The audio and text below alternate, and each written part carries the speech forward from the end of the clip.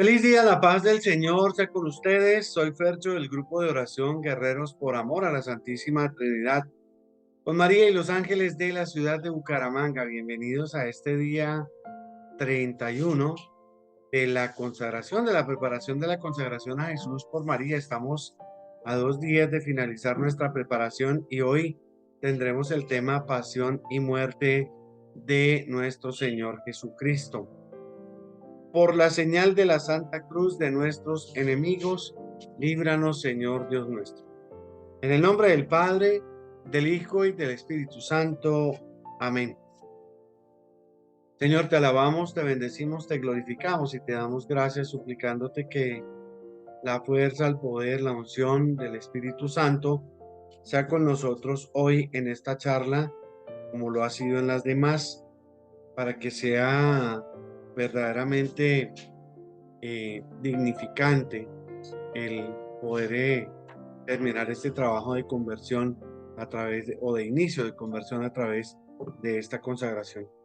Que la gracia, el poder y la fuerza del Espíritu Santo nos envuelvan siempre para gloria y honra tuya. Amén.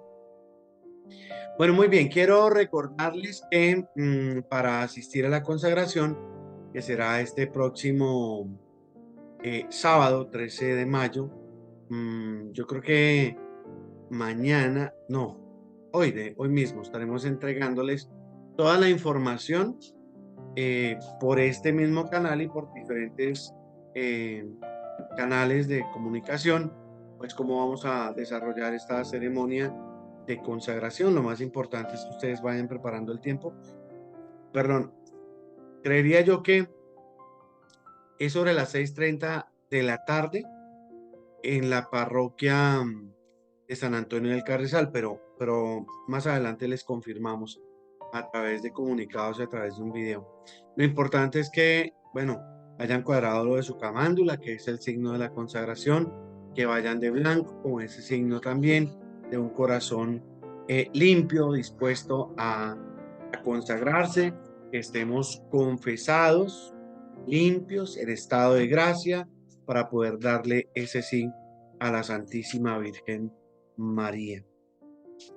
Bueno, hoy vamos a hablar de la pasión y muerte de nuestro Señor Jesucristo. La muerte del Señor había sido profetizada.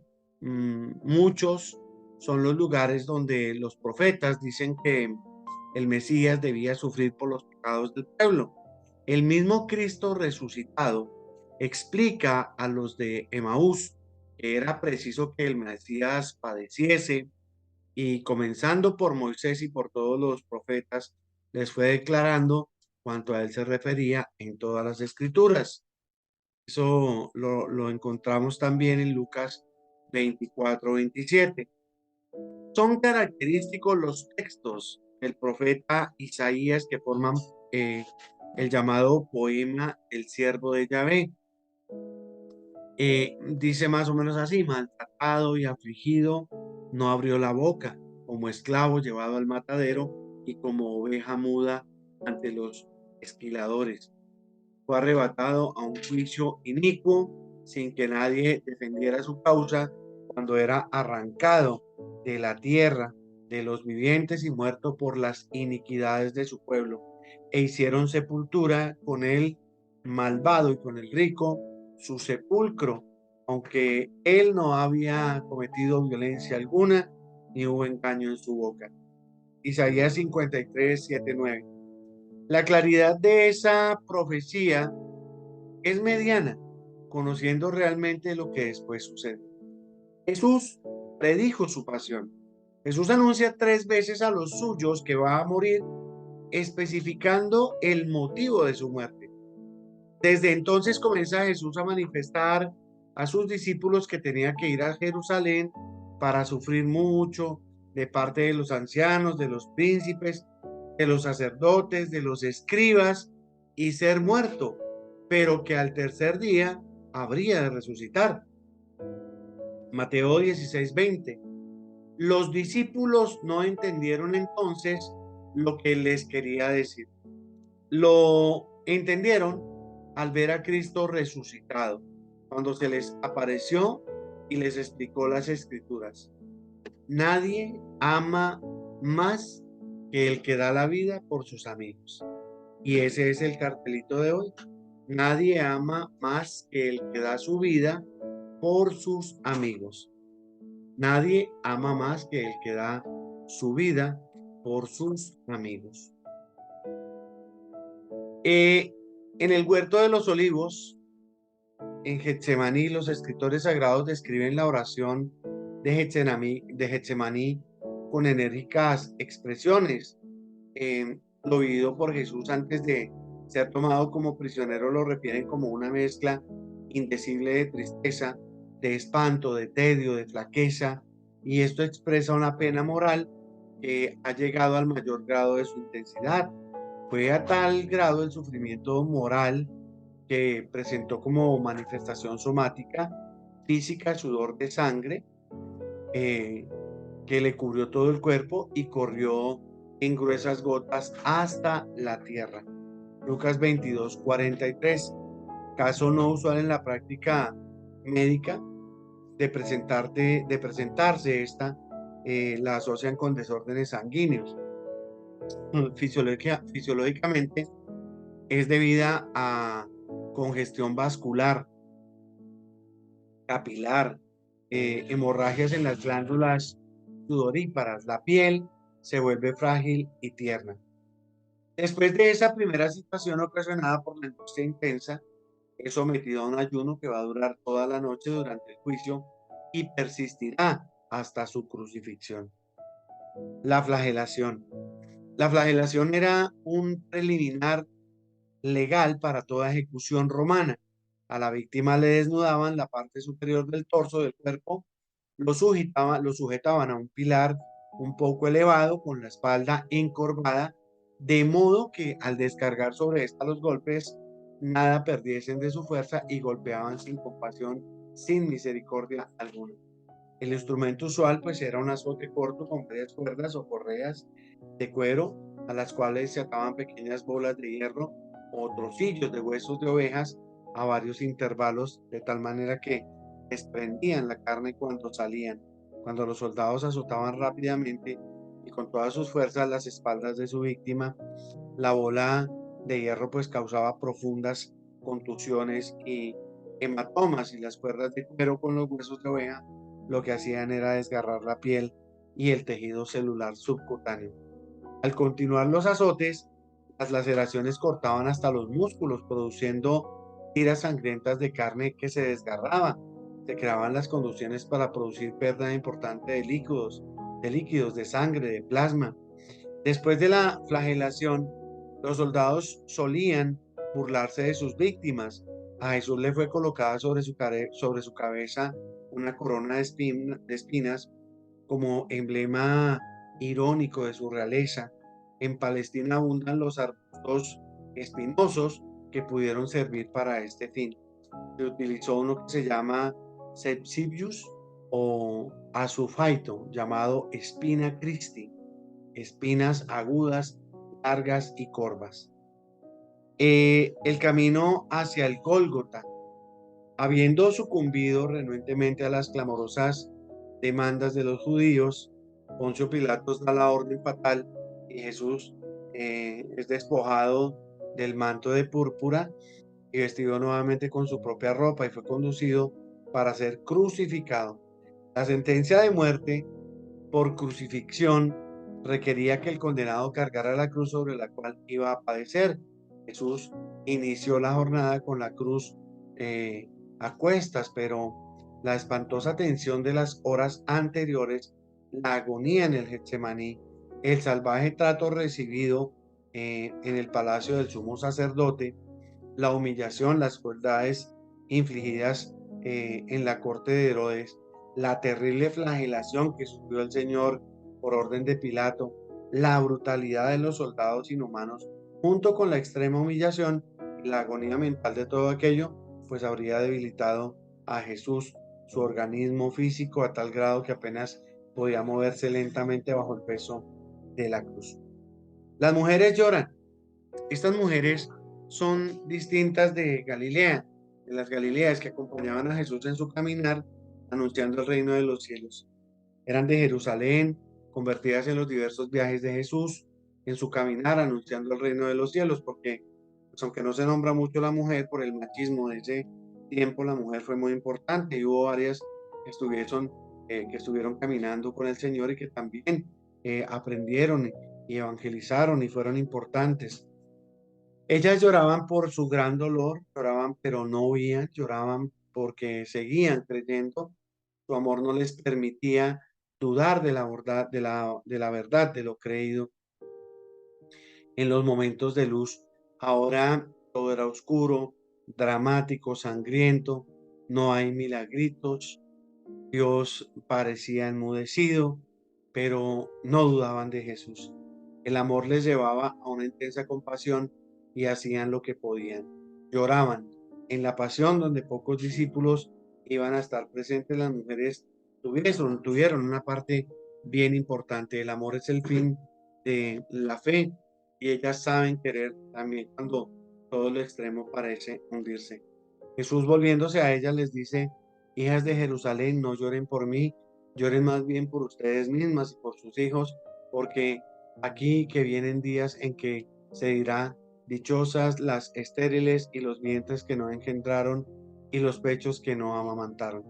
Entonces comenzarán a decir a los montes: caed sobre nosotras, y a los collados: sepultadnos, porque si en el leño verde hacen esto, ¿qué será con el leño seco? Si al inocente lo ven destrozado, ¿cómo será la condición de los pecadores? Leña seca para el fuego eterno que Jesús intenta apagar con las lágrimas de amor verdadero por los que no pueden y a veces quieren rectificar. Eh, hay una palabra, hay una frase que es tal vez muy diciente dentro de todo este relato o síntesis que yo les estoy haciendo para que ustedes pues recuerden y midan lo que fue la pasión de nuestro Señor Jesucristo.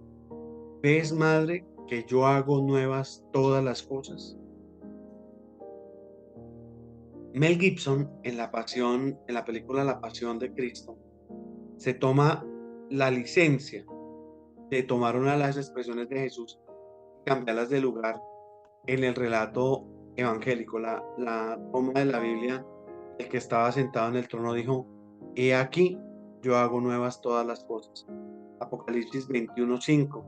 Es cuando, llevando la cruz a cuestas, encuentra a la Virgen María, que es una escena bastante triste, bastante dolorosa, que sacude el alma.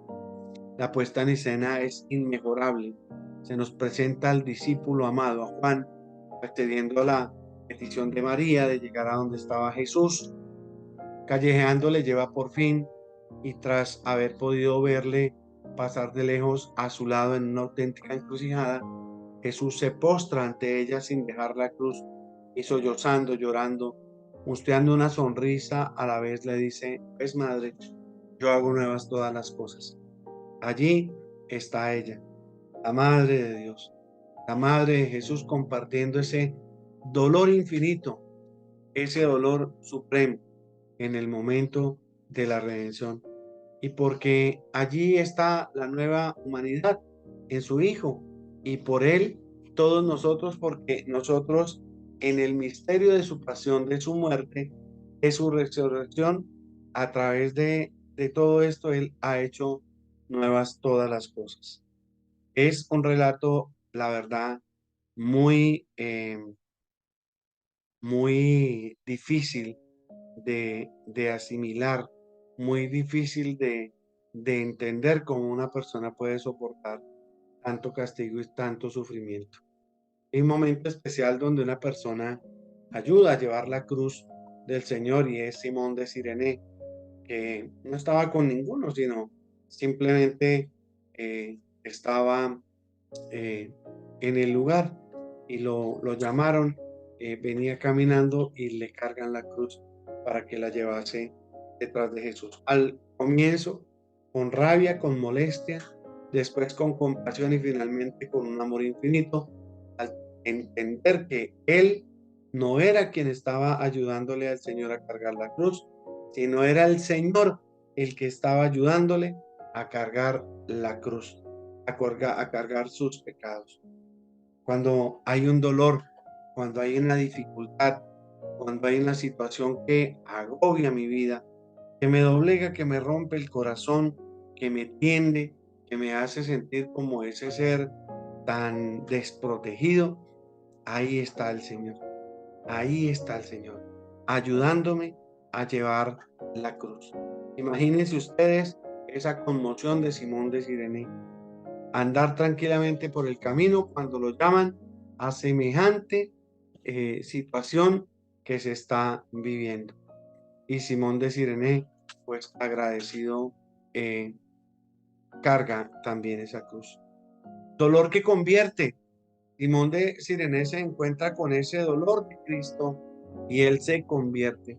Y lo maravilloso es que a lo largo de toda la travesía del Señor con la cruz y su sufrimiento, era como si estuviese expulsando gotitas de conversión, porque todo el que lo veía, todo el que alcanzaba a tocarlo, a quien miraba, pues resultaba converso. Y cómo no, si era el Hijo de Dios en esa pasión, en ese calvario tan terrible que él sufrió. La crucifixión, el orador romano Cicerón la calificó como el castigo más cruel e ignominioso que pueda recibir alguna persona. Era considerado el sunsum supplicium, la pena máxima, peor que ser cremado vivo, decapitado, ser lanzado a las fieras salvajes. La crucifixión fue una de las maneras más terribles en las que los hombres pudieron haber sido asesinados por sus semejantes. La crucifixión no es solo muerte, sino que también es tortura prolongada, dolor, agonía. La crucifixión tan utilizada por los romanos era el método de asesinato legal más terrorífico que había. Y de esa forma actuaba no solo con como método de ejecución, sino como advertencia a todo aquel que pensara vulnerar las leyes o que pensara desordenarlas. Esta muerte en la cruz tal vez es de lo más trágico, ¿no? Es de lo más difícil. Imagínense ustedes todo el esfuerzo físico y todo lo que tuvo que vivir el Señor. Si nosotros a veces con un matucón, con un chuzonazo de una aguja, con un golpe contra una pared en un dedito y quedamos brincando y torcidos de dolor en el piso, ahora el Señor con todo este castigo tan terrible, ¿cuánto sufrimiento tendría? Creería yo que en el momento de llegar a la cruz siente gratitud porque pues para todo este suplicio tan terrible. Su muerte, comprendiendo plenamente que ya no estaba abandonado, sino que el Padre había aceptado su sacrificio expiatorio y que su misión en la carne había llegado a una gloriosa consumación. Luz exclamó en alta voz de sagrado triunfo: todo está consumado. Entonces, con reverencia, resignación y alivio, se dirigió a su Padre diciendo: Padre, en tus manos encomiendo mi espíritu. Inclinó la cabeza y voluntariamente entregó su vida. Había muerto Jesús, el Cristo. No le fue quitada su vida, sino de acuerdo con su voluntad, a pesar de lo dulce y gustosamente aceptando que habría sido el alivio de la muerte en cualquiera de las primeras etapas de sus padecimientos, desde el Getsemaní hasta la cruz. Vivió hasta que todas las cosas se cumplieron de acuerdo a como estaban escritas. La crucifixión. Por eso la camándula nos hace portar la cruz, porque no es un signo de muerte, como dicen los hermanos separados, es un signo de vida, es un signo de sufrimiento entregado por nosotros, es un sacrificio que hicieron por ti alguien que aparentemente no te conoce, pero que te conoce desde antes de nacer. Virtud del silencio para el día de hoy. Claro, queda uno como triste, como emocionado con todo este tema, pero pues es necesario porque ya es la parte final, ya es el conocimiento de Jesús y qué mayor prueba que esta el amor. Virtud del silencio. Debéis ejercitaros en la virtud del silencio. Silencio exterior e interior. Aprended a moderar vuestras palabras. Aprended a interiorizar, a meditar. No pequéis por exceso en el hablar. Si queréis alcanzar la sabiduría, debéis aprender a silenciar vuestras tres potencias, el cuerpo, el alma y el espíritu. La paz en vuestra alma la encontraréis en el silencio. Silencio que ha de elevar vuestro espíritu al cielo y unidos en un idilio de amor divino, silencio que os hará más inteligentes, más receptivos a la voz del divino Maestro. Silencio que os hará llevar la sobriedad a la quietud, la armonía al equilibrio emocional. Los grandes sabios, los grandes santos supieron colocar mordaza en sus labios, supieron abrir su corazón y su entendimiento a la sabiduría. La virtud del silencio os hará aceptos y agradables ante la presencia de Dios. La virtud del silencio os hará almas prudentes, delicadas, moderadas en vuestro hablar. La virtud del silencio os adentrará en las sendas de la contemplación, en la ruptura con las cosas del mundo. La virtud del silencio os llevará a la adquisición de la virtud de la prudencia. Ambas os dan crecimiento espiritual, dan fin a la imprudencia de vuestras palabras. Hijos míos, en el silencio escucharéis la voz de Dios. En el silencio podréis encontraros más fácilmente con el Señor. Sus palabras divinas caerán en la profundidad de vuestro corazón como susurros de brisa suave. En el silencio os encontraréis con vosotros mismos, descubriréis vuestras flaquezas, vuestras debilidades, tendréis la oportunidad de consideraros ínfimos, porque aún sois obras de arte no terminadas. En el silencio os regocijaréis, nadaréis en una paz infinita. En el silencio vuestro corazón se ensanchará al amor de Dios. Percibiréis la presencia maternal y la calidez de la Santísima Virgen María. Hijitos míos, evitad la palabrería, hablad con sutileza y silenciad vuestras potencias, de tal modo que aprendáis a tener un encuentro cara a cara con Dios. Gloria al Padre, al Hijo y al Espíritu Santo, como era en el principio, ahora y siempre, por los siglos de los siglos. Amén. Mañana, si Dios lo permite, tendremos el día 32 y estaremos ya sobre el final. Casi 2 días faltan para esta hermosa consagración a Jesús por María, que será el próximo sábado. Digamos juntos: Santísima Virgen María, Madre de Dios y Madre nuestra, no permitas que durante este día ofendamos a tu divino Hijo. Y para ello, danos tu santa bendición. En el nombre del Padre, del Hijo y del Espíritu Santo. Amén. Feliz día para todos. Dios los bendiga.